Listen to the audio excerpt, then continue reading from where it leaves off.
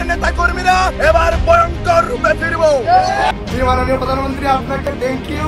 New ইয়র্কে প্রধান উপদেষ্টা ডক্টর ইউনূসের সফর সঙ্গী এনসিপি নেতা আক্তার হোসেনের উপর ডিম নিক্ষেপ করে গ্রেপ্তার হওয়া যুবলীগ নেতা মিজানুর রহমান কয়েক ঘন্টার ব্যবধানে জামিনে মুক্তি পেয়েছেন। আর মুক্তির পর তার গলায় মালা পরিয়ে বরণ করেছে সেখানকার আওয়ামী লীগ নেতাকর্মীরা। এমনই ছবি ও ভিডিও এখন সামাজিক যোগাযোগ মাধ্যমে ভাইরাল। মূলত নিউ ইয়র্কে কেউ কারো পোশাক নষ্ট করলে আইনের জরিমানার বিধান রয়েছে। মিজানও হয়তো সেই আইনের ফাঁক গলিয়ে কয়েক ঘন্টায় পেয়েছেন জামিনে মুক্তি। নিউ ইয়র্কের জ্যাকসন হাইটসের সামনে ঘটা ওই ডিমকাণ্ডে গ্রেপ্তারের পর মঙ্গলবার রাত 9টার দিকে মিজানকে জামিনে মুক্তি দেয় নিউ ইয়র্ক পুলিশ। মুক্তির পর নেতাকর্মীদের উদ্দেশ্যে বক্তব্যও দেন তিনি, যেখানে মিজান বলেছেন, গত 14 মাস বাংলাদেশে আওয়ামী লীগের 4 কোটি নেতাকর্মীর মুখে কোনো হাসি নেই। ডিমকাণ্ডের মাধ্যমে 14 সেকেন্ডের জন্য হলেও সেই নেতাকর্মীদের মুখে হাসি ফুটিয়েছেন তারা। গত 14টি মাস থেকে বাংলাদেশ আওয়ামী লীগের 4 কোটি নেতাকর্মীর মুখে কোনো হাসি নেই, ভিতরে কোনো সুখ নেই, শান্তি নেই।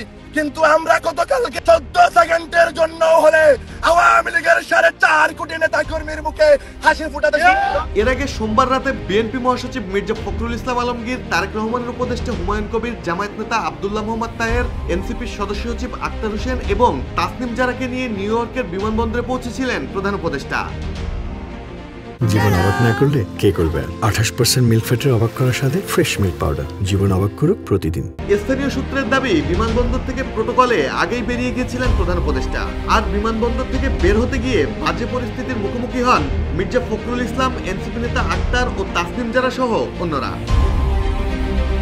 সোশ্যাল মিডিয়ায় ভাইরাল হওয়া ভিডিওতে দেখা গেছে, বিমানবন্দর থেকে বের হওয়ার সময় আওয়ামী লীগ ও যুবলীগ কর্মীরা তাদের ঘিরে ধরে স্লোগান দিতে থাকেন এবং মির্জা ফখরুল ইসলাম ও তাসনিম জারাকে উদ্দেশ্য করে অশালীন গালিগালাজও করেন। এর মধ্যেই সামনে আসে যুবলীগ নেতা মিজানের মুখ। এনসিপি নেতা আক্তার হোসেনের পিঠে একের পর এক ডিম ছুঁড়ে মারতে দেখা যায় তাকে। পরে মিজানকে শনাক্ত করে হাতকড়া পরিয়ে নিয়ে যায় নিউ ইয়র্ক পুলিশ। কিন্তু ডিমকাণ্ডের মাত্র 24 ঘন্টার মাথায় জামিনে বেরিয়ে আসেন তিনি। বিগত কয়েক মাসে বাংলাদেশে যেমন একের পর আওয়ামী লীগের নেতাদের উপর ডিম নিক্ষেপ হয়েছে, এবার তার উল্টো চিত্র দেখা গেল আমেরিকার মাটিতে।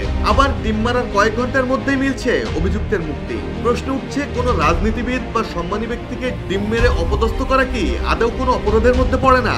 আর প্রতিশোধের রাজনীতি কি এখন ডিমকে বানাচ্ছে প্রতিবাদের ভাষা? ডেস্ক রিপোর্ট, জয় জয়।